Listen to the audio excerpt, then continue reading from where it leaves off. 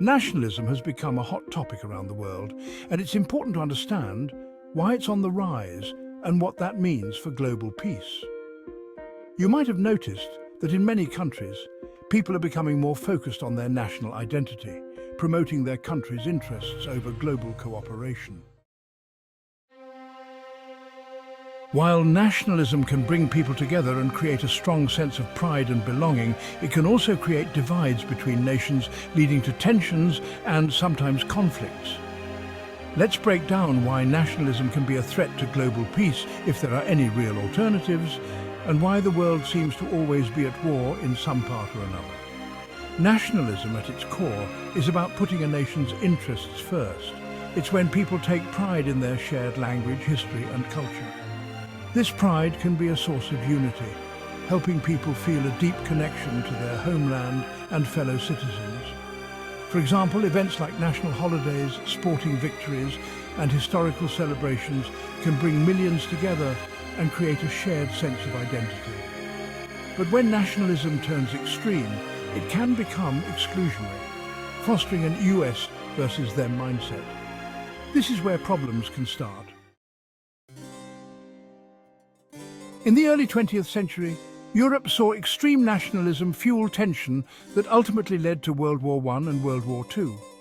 Leaders exploited national pride and fear to rally people, leading to devastating global conflicts that left millions dead and entire countries destroyed. Today, similar sentiments are visible in different regions.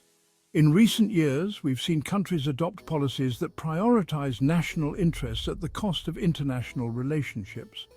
Trade wars between powerful nations and territorial disputes, like those in the South China Sea or the Russian-Ukrainian conflict, demonstrate how nationalism can push countries toward aggressive actions. When a nation focuses too much on itself, it risks alienating others, causing political isolation and sometimes military confrontations. This climate makes cooperation on pressing global issues like climate change, pandemics and terrorism more difficult because everyone is more concerned about protecting their own interests than finding solutions that benefit all. Is there an alternative to nationalism that could foster peace? Yes, there are several paths we could take that emphasize global unity and collaboration over isolation. Internationalism is one such approach. It promotes working together through organizations like the United Nations or regional coalitions like the European Union. These organizations aim to bring countries together to discuss issues, find common ground, and resolve conflicts through diplomacy instead of violence. A strong example of this is the European Union's role in promoting peace in Europe after World War II. By creating a shared economy and collective political agreements, European nations, once bitter rivals, found themselves cooperating and building a more peaceful and stable region. Besides internationalism, fostering cultural exchange and encouraging the concept of global citizenship can help counteract the divisive effects of nationalism. Programs that allow people to study or work abroad, cultural festivals and initiatives that celebrate shared human experiences all promote empathy and understanding. When people see that others around the world have the same dreams and struggles, it's harder to maintain hostile feelings.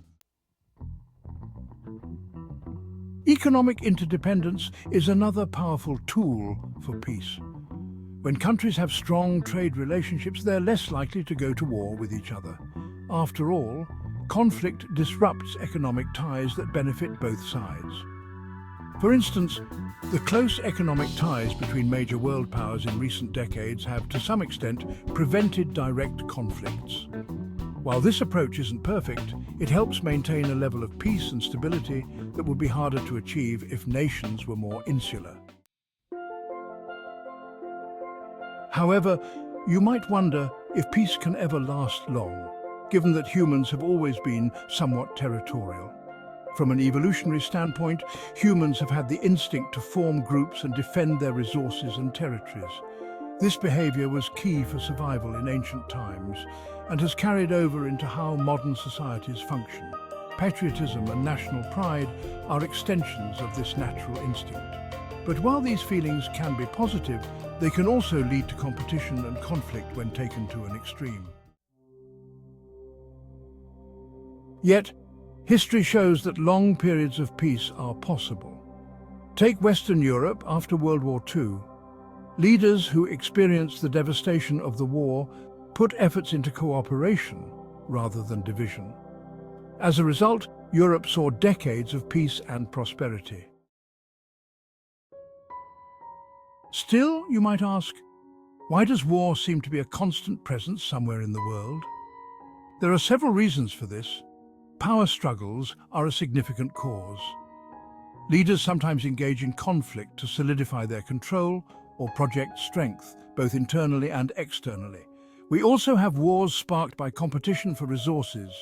Oil, water and minerals are just a few of the resources that can lead to disputes, especially in areas where they are scarce. Cultural and religious differences can also trigger conflict, particularly in regions where groups have deep-seated historical grievances. A clear example of this is the ongoing conflict in the Middle East, where religious and political divisions have fueled wars for decades. Finally, when governments collapse or fail, creating power vacuums, various factions often compete for control, leading to civil wars and unrest. So, is there a solution to the endless cycle of war? While there isn't a one-size-fits-all answer, there are ways to make peace more achievable. Strengthening international organizations and reforming them to better address today's challenges can make a difference. Early intervention strategies, where diplomats and peacekeepers step in at the first signs of conflict, can prevent smaller disputes from becoming full-blown wars. Empowering communities and providing them with the resources to manage their conflicts peacefully is also crucial. When local populations are involved in peacebuilding and have hope for a better future, they are more likely to support efforts to maintain peace. In conclusion, while nationalism can foster pride and unity within a country, its extreme forms are dangerous for global peace. Alternatives like internationalism, global cultural understanding and economic cooperation can pave the way for a more peaceful world. Although humans are naturally inclined to defend their territories, history has shown us that peace is possible when we choose diplomacy, education and empathy over conflict. Sustaining this peace, however, requires ongoing efforts and the willingness to adapt to new global challenges.